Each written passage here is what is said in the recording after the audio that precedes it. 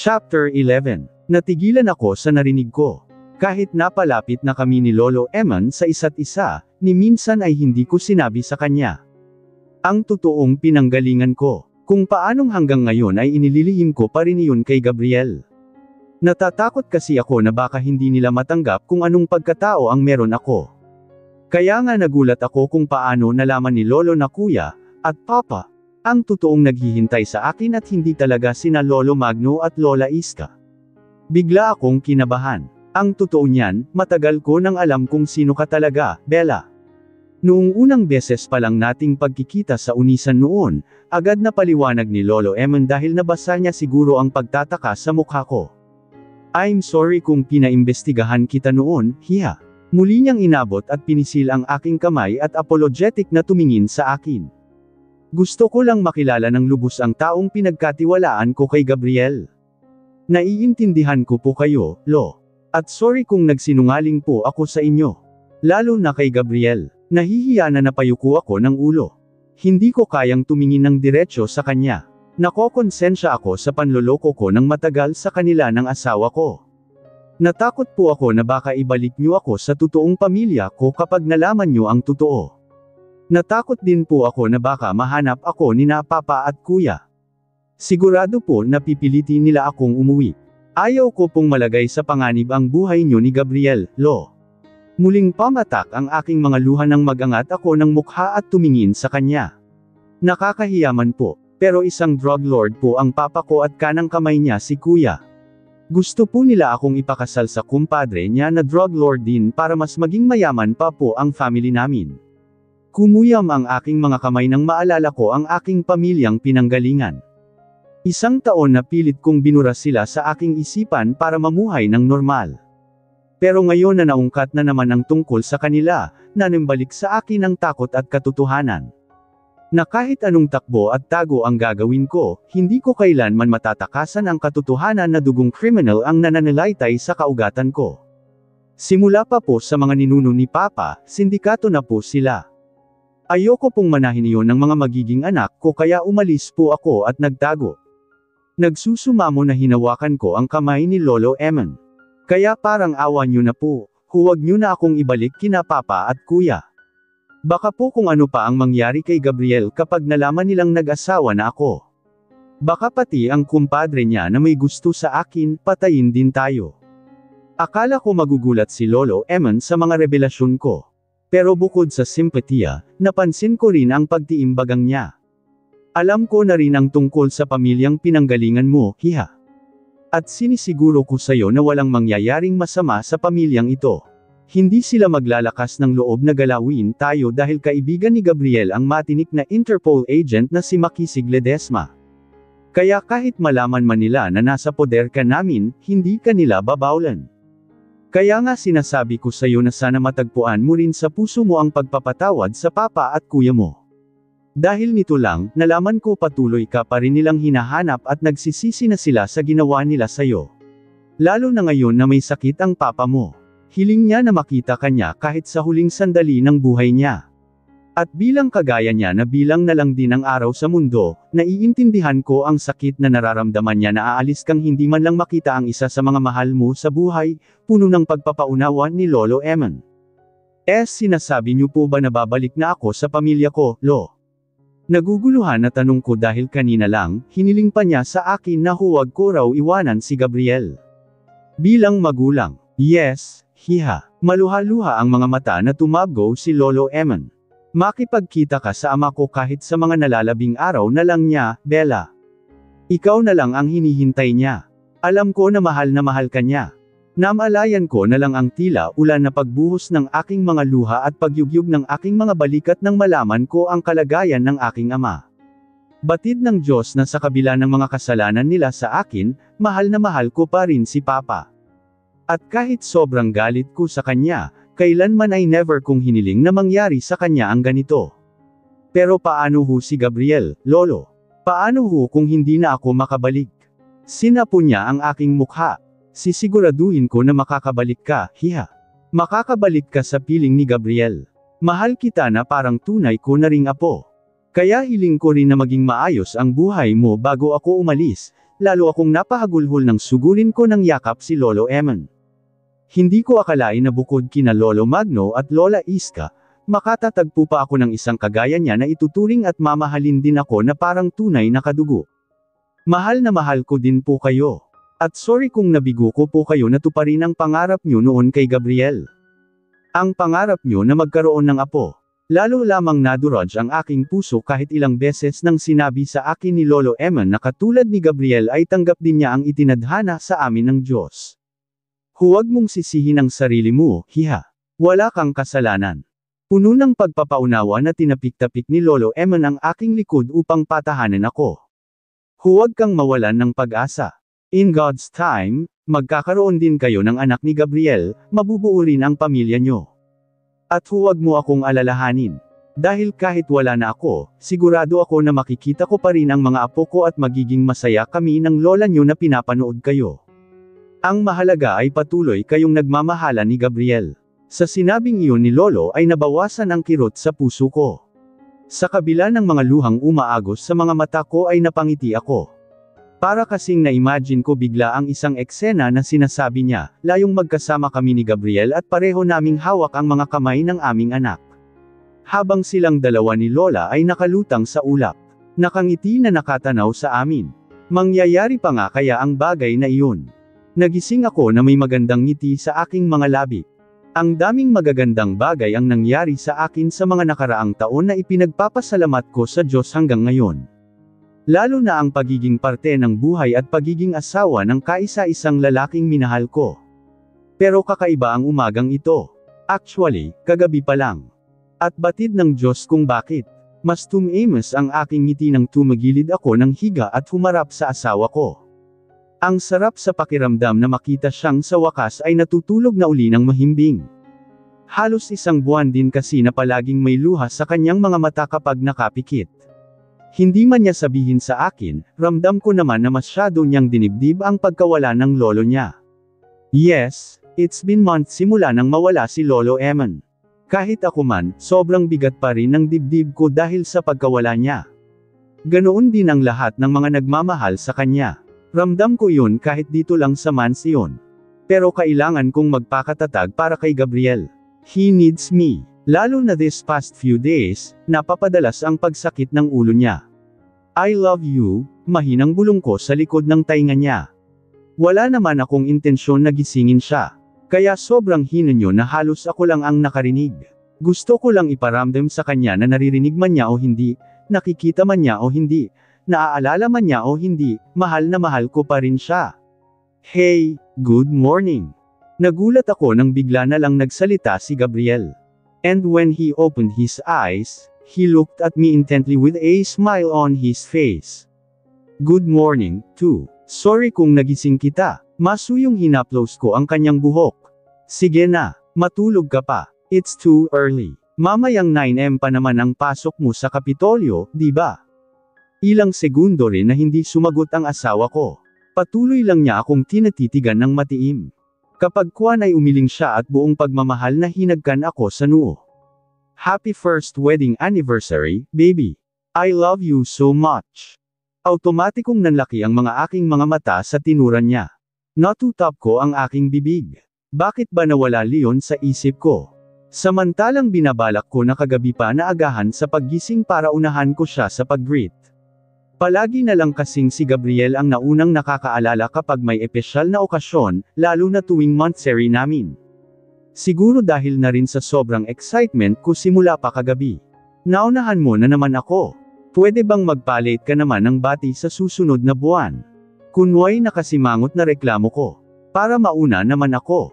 O kaya'y mag-pretend ka na hindi mo naalala at hayaan mong ako naman ang bumati sa'yo. Naaaliw na pinisil lang ni Gabriel ang tungki ng aking ilong.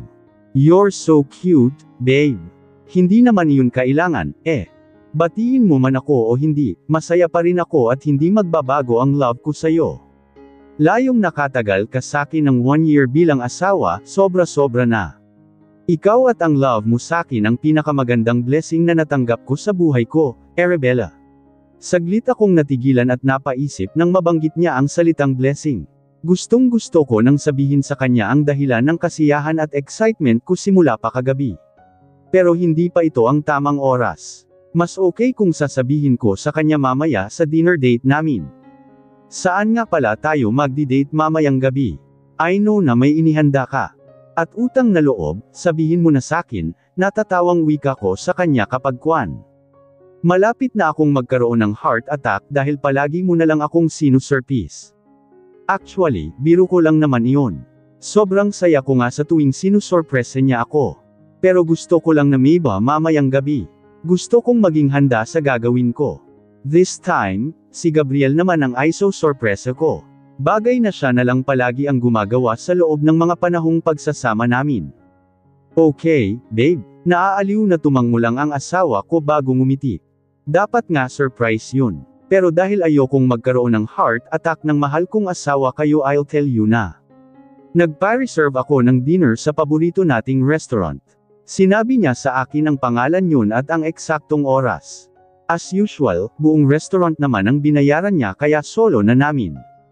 Sasunduan na lang kita ng 7:30, pagkagaling ko ng Kapitolyo. So, get dressed. Nangingiting tumanggo-tango ako. Ngayon pa lang, kinikilig na ako. Siguradong may pakulo na naman siya. Lalo at first anniversary namin ito. Pero mas kinikilig ako sa sorpresang ihahanda ko para sa kanya. For sure, mapapalyak sa tuwa ang asawa ko. Anong damit ba ang gusto mong isuot ko? Layong maglalaway pati ang mga waiter doon.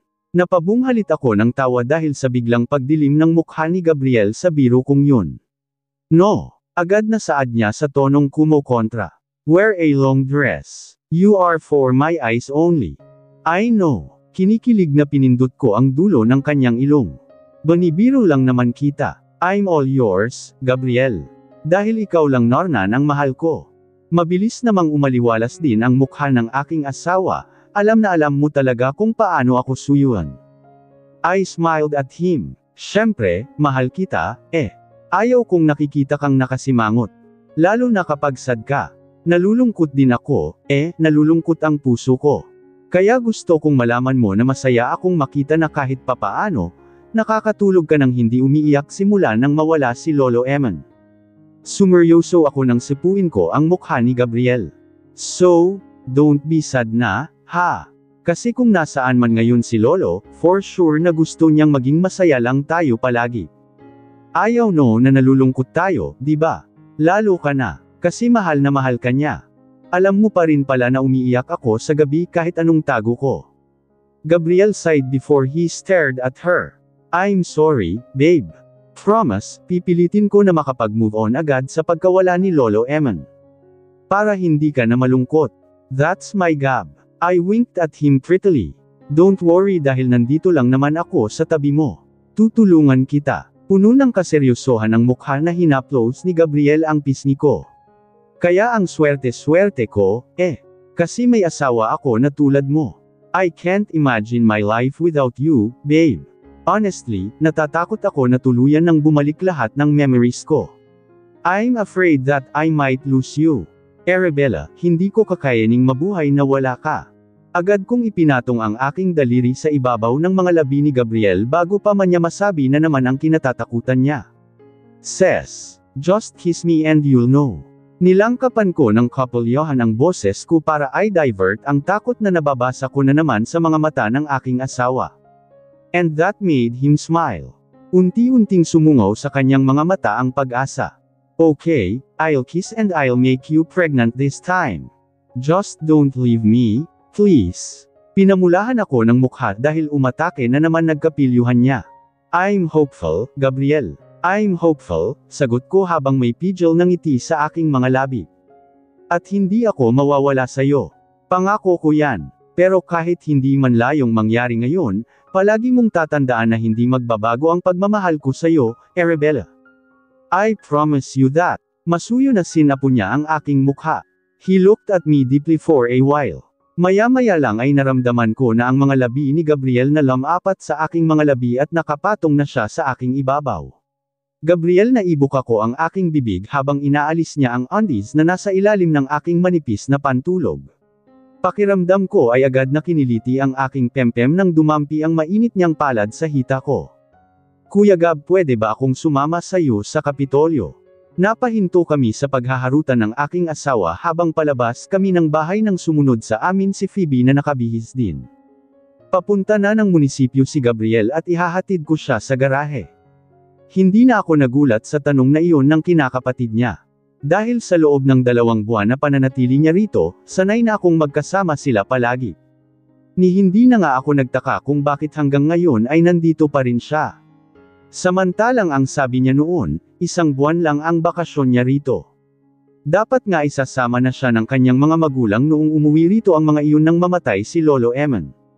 Pero nagpaiwan si Phoebe. Hindi raw nito kayang iwanan ng kinakapatid sa malungkot na estado ng buhay nito. At hindi ko naman iyon binigyan ng mali siya dahil nakikita ko naman na talagang may concern siya sa asawa ko bilang kuya nito. Ngunit ang ipinagtataka ko ay ang saglit na pagkailang sa mukha ni Gabriel nang makita niya si Phoebe, na hindi ko nalang pinansin dahil baka mali lang ako ng pagkaintindi. Gusto ko kasing mamasyal muna bago ako bumalik sa Finland sa susunod na linggo, sabi pa ni Phoebe. May naramdaman akong kakaiba sa boses niya. Was it sadness? Was it pain? Aalis ka na? Ako ang unang nagtanong. Medyo nasad din ako sa narinig kasi parang kapatid na rin ang turing ko sa kanya. Maayos naman na niya akong pinapakisamahan, pero akala ko sa susunod na buwan pa ang uwi mo. Kailangan na kasing mag-enroll ni Phoebe, babe, saka lang sumagot si Gabriel na kapansin-pansin ang pananahimik kanina. Kaya pinapauwi ko na siya. Baka mapag-alitan ako ni Ninong at Ninang kapag hindi siya nakapag-enroll agad. Okay lang naman daw sa kanila na sila na ang mag-enroll sakin, Kuya Gab. Ikaw lang talaga itong gusto na akong umalis, nakasimangot na katwiran ng kinakapatid niya. Ayaw mo lang talaga na nandito ako. And you know why. At alam mo rin kung bakit. Wait, naguguluhan na namagitan na ako kina Gabriel at Phoebe dahil nakakaramdam na ako ng tensyon sa pagitan nilang dalawa. Hindi na nakaligtas sa mga mata ko ang pagdilim ng anyo ng aking asawa at ang diin ng mga salita niya habang nakikipag-usap sa kinakapatid niya. Ganoon din si Phoebe na parabang may laman ang sinasabi. Nag-aaway ba kayong dalawa? Nagtataka na nagpalipat-lipat ang tingin ko sa kanilang dalawa. Gusto mo ba talagang malaman, Ate Bella? Kung ano ang pinag-aawayan namin ni Kuya Gab? Stop it, Phoebe. Mabilis na saway ni Gabriel kay Phoebe na lalong ipinagtaka ko. Hinablot pa niya ito sa braso. Sumarna ka na nga sakin, madilim pa rin ang anyo na wika niya na ikinangiti naman ng kinakapatid niya. Ano ba talaga ang nangyayari? Nag-aaway kayo, Pinandilatan ko ang aking asawa dahil parang wala siyang balak na sabihin sa akin ang totoo. Ngayon ko lang nakita na nag-aaway sila ng ganito. Close na close kaya silang dalawa. To the point na parang gusto ko nang magselos minsan. Kung hindi lang parang isip bata umakto itong si Phoebe. Wala ba talaga kayong balak na sagutin ako? Tanong ko uli sa kanilang dalawa dahil pareho silang nanahimik bigla. Wala to, Ate Bella. Ganito lang talaga kami kung minsan ni Kuya Gab, nakangising sagot ni Phoebe habang tahimik pa rin si Gabriel. At bago pa man ako makasagot ay nagbeso na siya sa akin. Bye, ate, paalam pa niya at nauna nang lumabas ng bahay. Saka ko naman binalingan ang aking asawa. Nag-aaway kayo, no? Huminga siya ng malalim bago niya ako hinapit sa baywang. Saka lang bumalik ang aliwala sa kanyang mukha nang supuin niya ang aking mukha. Don't mind her. Basta ano man ang sabihin niya sa'yo, huwag mo na lang pansinin, okay? Masuyong sabi sa akin ni Gabriel. Kilala mo naman yun. Basta huwag ka nang mag-alala. Dahil aayusin ko ito. Medyo may kakaiba sa sinasabi ni Gabriel na pilit kong iwinaksi sa aking isipan. Inisip ko na lang na baka nga nag-aaway silang dalawa ni Phoebe at iyon ang tinutukoy niya na aayusin niya. Okay, basta ayusin mo. Alam mo naman na ayaw din ni Lolo Eman na nag-aaway kayong dalawa, maya-maya ay suhestyon ko nang makahinga ako ng maluwag. Mabuti pa nga na isama mo na lang siya sa Kapitolyo para makapag-usap kayo ng maayos. At para may kasama ka na rin. Baka kasi bigla na namang sumakit iyang ulo mo, bahagya akong napasimangot. Kung bakit kasi ayaw mo akong payagan na sumama sa'yo. Nag-aalala ako na baka kung ano ang mangyari sa'yo at wala ako sa table. Ikaw talaga mas liyado mo akong bunny baby. Kaya spoiled husband ang biro sakin ng mga kaibigan ko, Bukod syempre sa maswerte, dahil ikaw ang asawa ko, naglalambing niyang wika. Sus, binobola mo lang ako, Gusto mo lang talagang ibahin ang usapan. Tumawa siya ng marahan bago niya ako hinagkan sa noo. Sorry kung kailangan kong umalis kahit anniversary natin. Kung hindi lang talaga nagmakaawa sakin si Luke na tulungan ko siya para sa pag-launch ng project nila. Ang acting governor ang tinutukoy niya. It's okay. Kasi para naman sa bayan ang gagawin niyo, Leon nga lang, mas okay kung isasama mo ako para hindi na ako mag-alala. Huwag na. Ayokong mapagod at ma-stress ka ngayong araw. Gusto ko na paghandaan mo na lang ang dinner date mamayang gabi. Matamis na ngumiti siya sa akin nang haplosan niya ang buhok ko. Magpahinga ka na lang dahil siguradong hindi ka makakapagpahinga pagkatapos ng date natin, dagdag pa niya at sa kanya ako kinindatan na puno ng kapilyuhan ang mukha. Natatawa na tinampal ko lang siya sa dibdib kahit nag-blush ako. Alam ko na kasi ang tinutukoy niya. Normal naman iyon sa kanya. I mean, iyong magdamag niya akong aangkinin na halos wala ng pahinga, lalo na kapag may espesyal na okasyon sa buhay namin bilang mag-asawa. Basta mangako ka na mag-iingat ka, okay? At tawagan mo agad ako kapag sumakit na naman iyang ulo mo. Kailangan mo pa rin ng monitoring sabi ng doktor mo. Sasabihin ko rin kay Phoebe na bantayan ka niya. Ngumiti lang sa akin si Gabriel bago niya ako muling hinagkan sa forehead. Promise, mag-iingat ako para sa'yo, baby ko. Kaya huwag ka nang mag-alala dahil walang mangyayaring masama sa'kin, okay? Tumanggaw-tango at ngumiti na rin para ipabaon ko sa pag-alis niya. Niyakap ko pa siya ng mahigpit.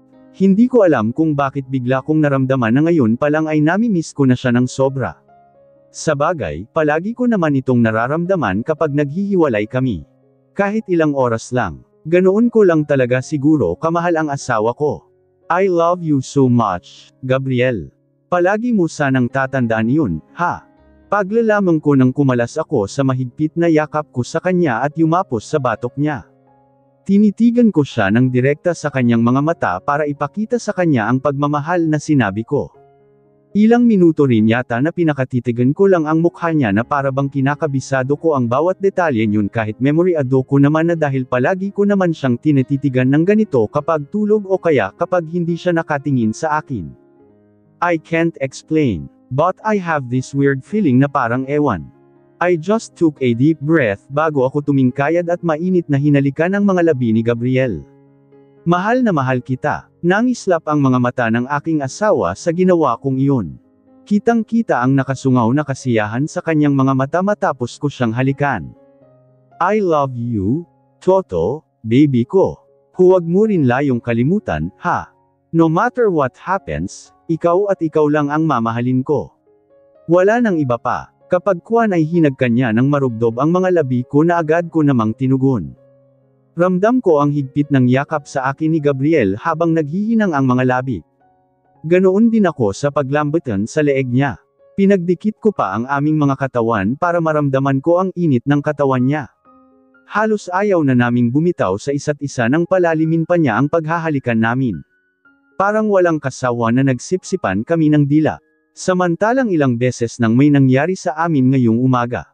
Paggising pa lang hanggang sa banyo nang sabay kaming naligo. Pati nga sa pagbibihis namin kanina ay nagpahabol pa kami. Na para bang sinusulit namin ang isa't isa sa araw na iyon. Siguro dahil espesyal ang araw na ito sa buhay namin ni Gabriel. First wedding anniversary namin, plus ang sorpresa ko sa kanya na hanggang ngayon ay wala pa rin siyang kahit ideya. Kuya Gab, matagal ka pa ba? Baka abutan na tayo ng traffic. Kung hindi pa sa malakas na boses na iyon ni Phoebe ay baka kung saan na naman nauwi ang mapusok naming paghahalikan ng asawa ko. Baka hindi na siya tumuloy pagpunta sa Kapitolyo at dinala na lang niya ako sa kwarto namin. Natatawa na lang na napabitaw kami sa isa't isa. Parehong nangingislap ang aming mga mata at damang-dama ko ang nag-uumapo naming pagmamahal sa isa't isa. I love you. Naglamang pa siya sa akin bago tuluyang umalis. And I will miss you. I love you, too. At mamimiss din kita. Basta hihintayin kita mamaya. Kahit gaano ka pa katagal, okay. Kaya huwag kang magmadali at baka kung ano ang mangyari sa'yo. Yes, baby. Wait for me. Nagpahabol pa kami ng mainit na halik na naman na para bang ayaw na talaga naming mahiwalay sa isa't isa bago ko siya hinatid sa labas. Agad kong napansin ang nakasimangot na mukha ni Phoebe nang maghalikan pa rin kami ni Gabriel bago siya sumakay sa kotse niya. Ngunit hindi ko na lang iyon pinansin. Baka kako na inip lang siya dahil sa tagal ng paghihintay. O baka dahil din sa tampuhan pa rin nila ng Kuya Gabriel niya. Ikaw na ang bahala sa kuya mo, ha? Tawagan mo agad ako kapag sumakit na naman ang ulo niya, bilin ko pa kay Phoebe bago niya isara ang bintana ng passenger seat. Si Gabriel na ang driver. Wala silang ibang kasama sa loob ng sasakyan pero may nakakonvoy sa kanila na mga bodyguards. No worries, Ate Bella. Ako ang bahala kay Kuya Gabriel, todo ang ngiti na sagot ni Phoebe. Hindi ko siya pababayaan. I just smiled at her. Ngiti na lalong lumawak ng mag-flying kiss pa sa akin ang asawa ko bago niya tuluyang pinaandar ang makina ng sasakyan. Hinabol ko pa sila ng tingin habang kumakaway hanggang sa tuluyan silang makalabas ng gate. At kahit ilang minuto na silang nawala sa paningin ko ay nakatayo pa rin ako rito sa garahe habang laman pa rin ng isip ko Gabriel. Lalo kong naramdaman ang hindi magandang pakiramdam sa loob ng dibdib. Bigla akong kinabahan na hindi ko maintindihan. Parang gusto ko siyang habulin at ipilit na isama niya ako. O kaya'y sabihin sa kanya na huwag na lang pala siyang pumasok sa Kapitolyo dahil gusto ko siyang manatili sa tabi ko. Weird. Pero bigla ay natakot ako na nawala sa paningin ko si Gabriel. Na para bang hindi na kami magkikita uli at hindi ko na siya mayayakap at mahahalikan katulad ng ginawa namin kanina. Isang malalim na buntong hininga ang aking pinakawalan bago ko ipinilig ang aking ulo. Baka kaya ganito ang nararamdaman ko ay dahil sa kasalukuyang sitwasyon ko. Kaya kung ano-ano na rin ang pumapasok sa isip ko. Ngunit mas maganda kung makasiguro ako. Natatakot ako na baka hindi ito normal at ano pa ang mangyaring hindi maganda sa akin. Kaya may naisip akong ideya. Mas maganda na rin na siguraduhin ko muna ang iso-surpresa ko kay Gabriel mamaya. Baka kasi nagkamali lang ako kahit ilang beses ko namang inulit. Pilit kong iwinaksi sa isip ko ang wordong pakiramdam ko at dinukot sa bulsa ng shorts ko ang kapirasong bagay na muntik ko nang maipakita kay Gabriel kanina dahil sa hindi mapigil ang excitement. Napangiti ako. Tama, mas okay kung mas mapatunayan ko pa ito bago ko sabihin at ipakita sa kanya mamayang gabi. Parang bomba na sumabog sa aking harapan ang mga narinig ko kay Phoebe at ang nadatnan ko rito sa opisina ni Gabriel. Nararamdaman ko na unti-unting napupunit ang aking puso. Hindi ako makapaniwala na pagkatapos ng masasaya naming sandali kaninang umaga lang ay madadatnan ko siya na kondong at kahalikan. Ang babaeng kanina lang din ay pinagkatiwalaan ko para bantayan at alagaan ang asawa ko.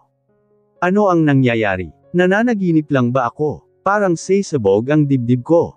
Gusto kong sumigaw pero bakit walang lumalabas sa bibig ko? Hindi ako makapaniwala na ito ang kapalit ng lahat ng saya, kilig, at excitement na naramdaman ko simula pa kagabi. God, bakit naman po ganito? So, you're here. Napakurap-kurap ako nang marinig ko ang malamig na boses na iyon ni Gabriel. At saka ko lang namalayan ang mga luhang kanina pa pala pumapatak sa magkabilang pisngi ko. Nanlalabo ang aking mga mata ng hamayon ang tingin ko sa kanya. Bakit ganoon na siya kung tumingin sa akin? Parang ibang tao na siya. At bakit parang hindi man lang siya nag-alala na nakita ko siyang kondong ang kinakapatid niya? Dahan-dahan pa nga niyang ibinaba sa kondongan niya si Phoebe habang hawak niya ito sa baywang. Na para bang mas iniingatan pa niya ito kaysa sa damdamin ko na asawa niya Gabriel.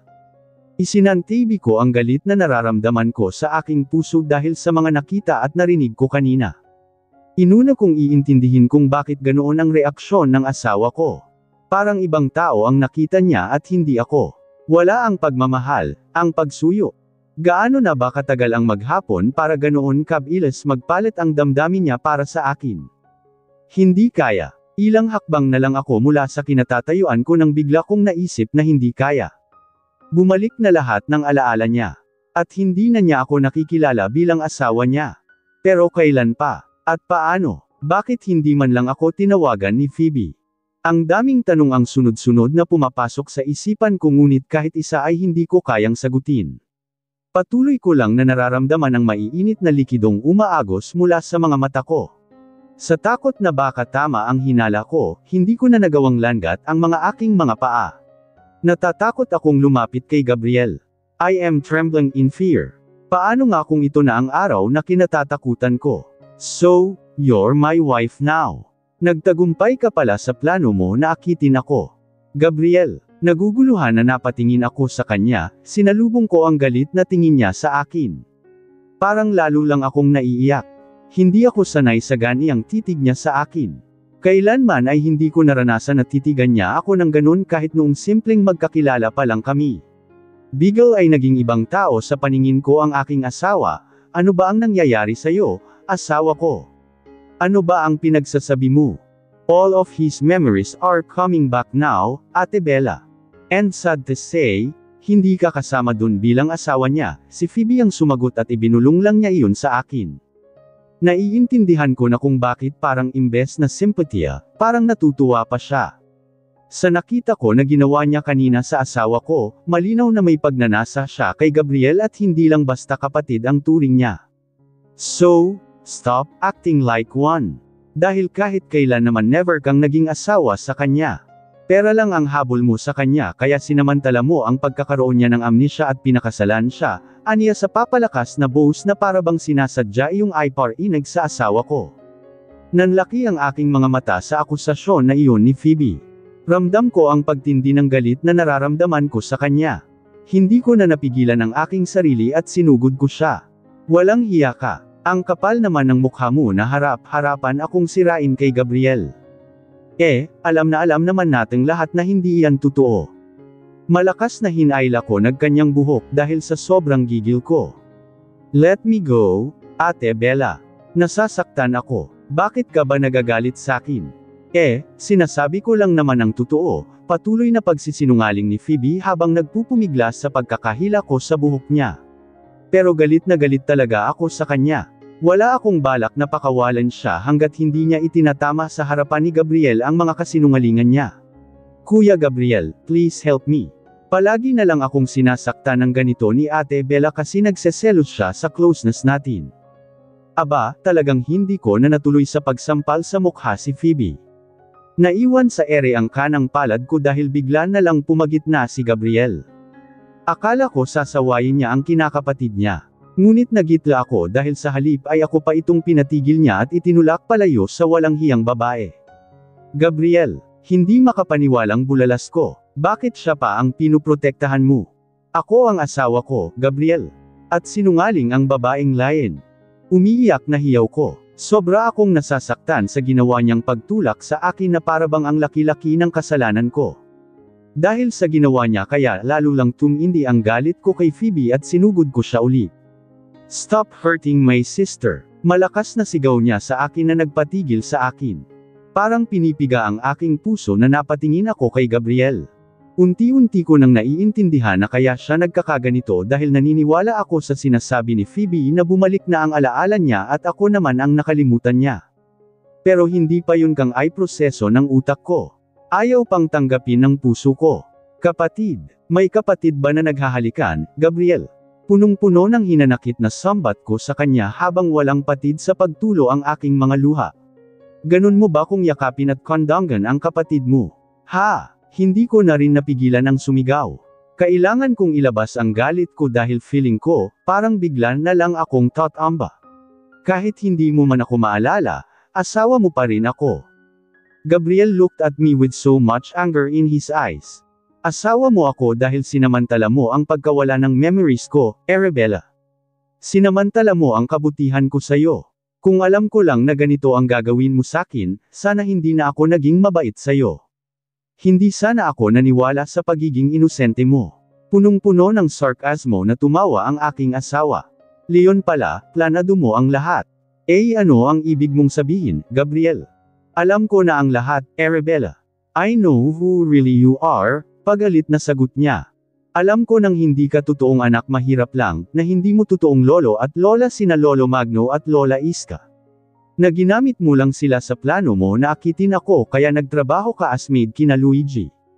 Umawang ang aking bibig, paano mo nalaman? Paano ko nalaman? He chuckled. Paano ko nakayang pakisamahan ng isang taon ang manloloko na tulad mo, Arabella? Alam mo ba na ilang beses sinabi sa akin noon ni Luigi na ikaw na lang ang alukan ko ng pekeng kasal para may maiharap ako kay Lolo? Pero hindi ko ginawa dahil hindi ko kayang lokohin ang kasing bata at inosente mo. Kahit sobrang gag ako at babero ako, hindi ko yun kayang gawin sa'yo. Tapos ikaw, malalaman ko na matagal sinamantala mo lang ako, pati na rin ang kabutihan ni Lolo Eman. Alam mo ba na totoong minahal ka niya, Arabella? Pero inabuso mo siya, hanggang sa huling hininga niya, pinaniwala mo siya na totoong mahal mo ako, na totoong mahal mo siya. Napaigtad ako sa lakas ng sigaw na iyon ni Gabriel. Ngunit noindang ako sa mga ibinibintang niya sa akin. I couldn't speak. I couldn't move. Wala akong ibang nagawa kundi ang pakatitigan ng mukha ng aking asawa na nakatingin din sa akin ngunit puno ng galit ang mga mata. Wala akong alam sa sinasabi mo, Gabriel.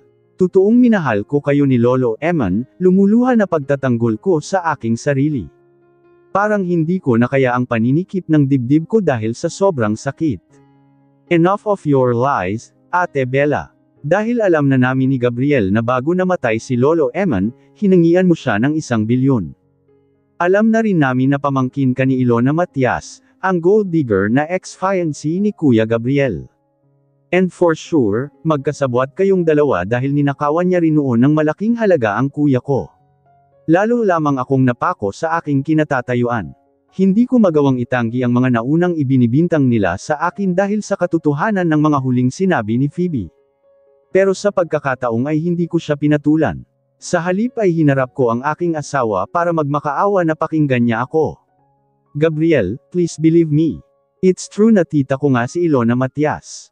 Siya ang kapatid ng papa ko na kilalang gold digger at social climber na ikinukwento ko sa iyo noong tayo. Mukhang ang bagay na iyon ay hindi rin maalala ni Gabriel. Dahil tumingin lang siya sa akin na para bang gusto niyang maalala ang sinasabi ko. Nang dahil doon kaya nabuhayan ako ng pag-asa para magpatuloy. Hindi ko alam na ikaw pala yung mayamang fiancé niya noon sa Maynila na ipinagpalit niya sa iba. Totoo rin na pinlano ko ang pagpasok bilang katulong sa bahay ni Sir Luigi. Gusto ko kasing mapalapit sa iyo dahil bata pa lang ako, crush na kita. Idol kita lalo na sa paglalaro ng basketball. And you know that dahil ilang beses ko na ring sinabi sa yun. Totoo rin na pangarap ko na mapansin mo ako at maging asawa kita, Gabriel. I won't deny it. Hinapo ako ng bahagya dahil sa mahabang paliwanag pero mas bumigat ang dibdib ko dahil sa puot na nakita ko sa mga mata ng aking asawa matapos niyang marinig ang lahat. Pero hindi totoo na inakit kita, na sinamantala ko ang pagkakaroon mo ng sakit para pakasalan ka. Niligawan mo ako and I tried to stop you. Pero hindi ka nakinig sakin, hindi rin nakinig ang puso ko na masyado kang mahal. Mas lalong hindi totoo na hinangian ko ng 1 bilyon si Lolo Eman dahil kahit piso, wala akong tinanggap mula sa kanya. Alam mo na ilang beses niya akong binigyan ng pera noon pero never kong tinanggap. Dahil mahal na mahal ko si Lolo. Mahal na mahal kita. Sinubukan kong lumapit sa kanya para sana sepuin ang kanyang mukha. Ngunit bigla na lang hinayla ni Phoebe ang buhok ko, tigilan mo na ang pambibilog mo sa ulo ni Kuya Gabriel, Ate Bella. Tapos na ang mga palabas mo. Umali ka na sa buhay niya kung ayaw mong sakulungan ang bagsak mo, kasama ang Ilona Matias na yon. Hindi pa nakontento si Phoebe sa paghila sa buhok ko. Hinawakan niya ng mahigpit ang braso ko at pilit na kinaladkad palabas ng opisina ng aking asawa. Ngunit hindi ako pumayag. Itinulak ko siya ng malakas. At dahil mas matangkad at mas malaki ako kumpara sa kanya kaya naibalya ko lang siya. Saka ako umiiyak na tumakbo palapit sa aking asawa. Gabriel, please maniwala ka naman sakin, oh. Hindi totoo lahat ng we're done, Arabella. Hindi na ako papayag na paglaruan mo pa ngayon na bumalik na ang alaala ko, malamig na turan niya habang umaatres palayo sa akin. Just live. At huwag ka nang bumalik. Dahil ayaw ko nang makita ka pa. Ang bawat salita niya ay parang matalas na punyal na tumatarak sa dibdib ko. Ramdam ko ang talas niyo na tumatagos hanggang sa aking kaluluwa. Lalo lamang nanlabo ang aking mga mata dahil sa dami ng mga luhang ayaw paawat sa pagpatak. At animoy pati kaluluwa ko ay nadurog nang iwaksi ni Gabriel ang mga kamay ko at tumalikod sa akin. Umalis ka na habang may natitira pa akong awa sa'yo. Malakas na bulyo niya sa akin nang lumingon siya at nakita niya ako na nakatayo pa rin sa kanyang likuran. Umalis ka na. Hindi na ako na nakapagsalita pa dahil ayaw nang lumabas ng boses ko sa sobrang hapdi ng aking lalamunan. Awang-awa ako sa sarili ko at hindi ko na alam kung paano pa ito ipagtanggol. Sa nakikita ko ngayon kay Gabriel, siguradong hindi rin niya ako pakikinggan kahit anong paliwanag ko. I didn't know what happened.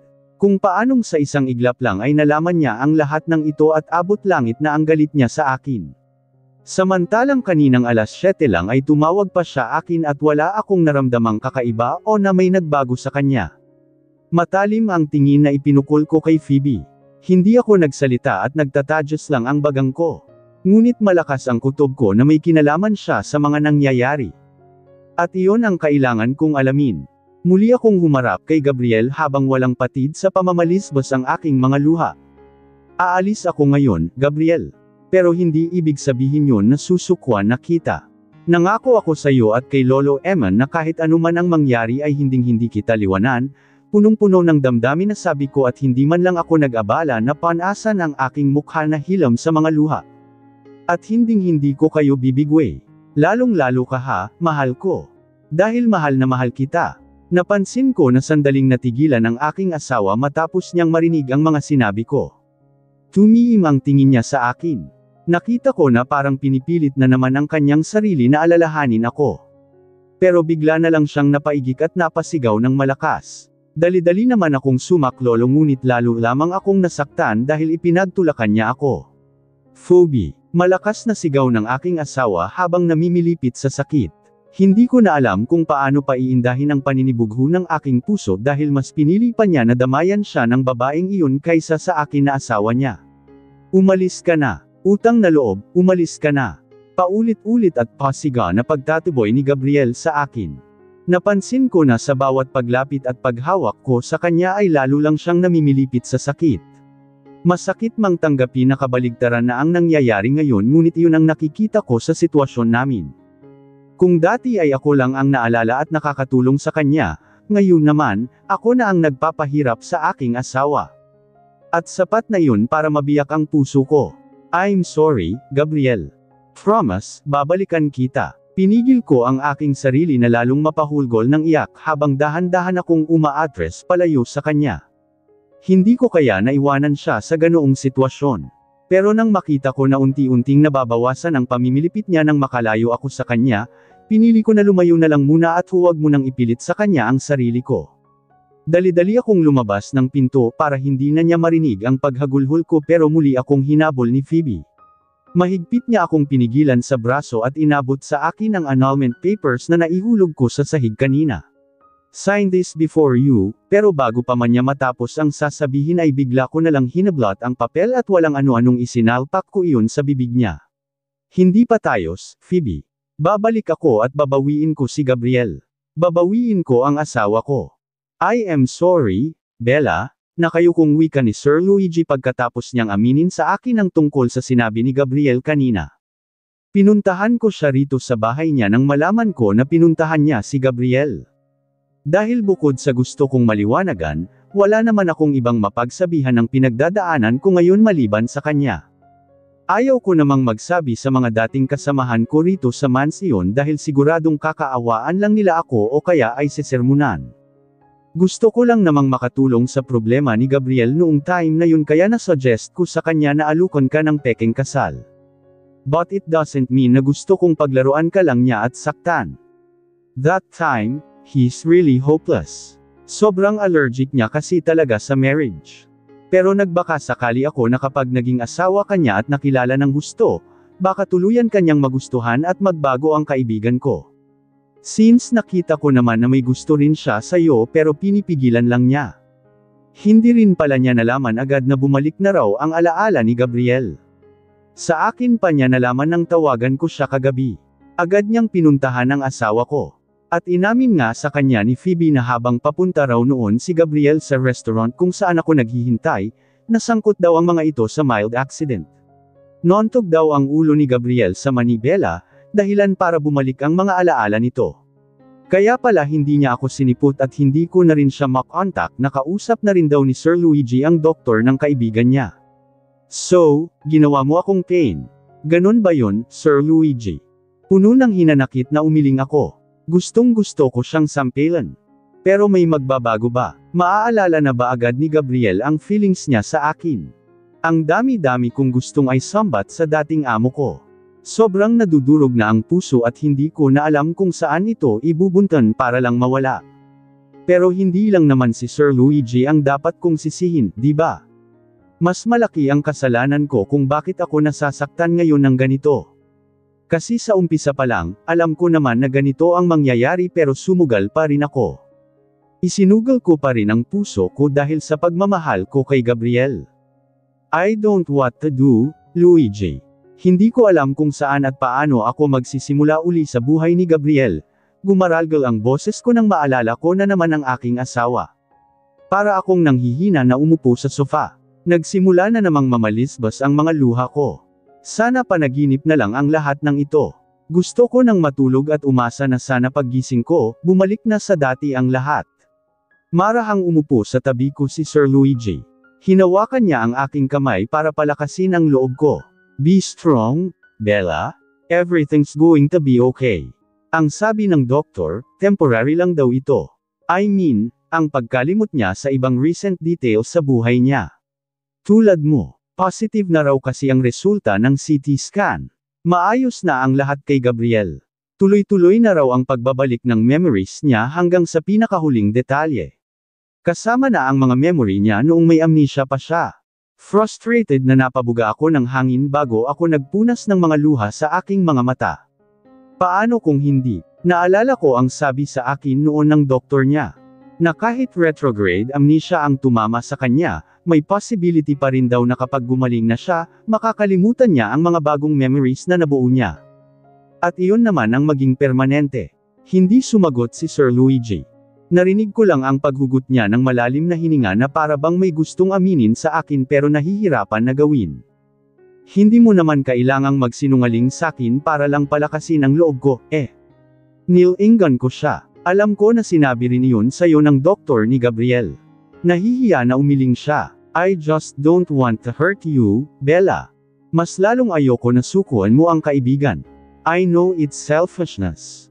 Pero humigpit ang pagkakahawak niya sa aking kamay na para bang humihingi ng pag-unawa.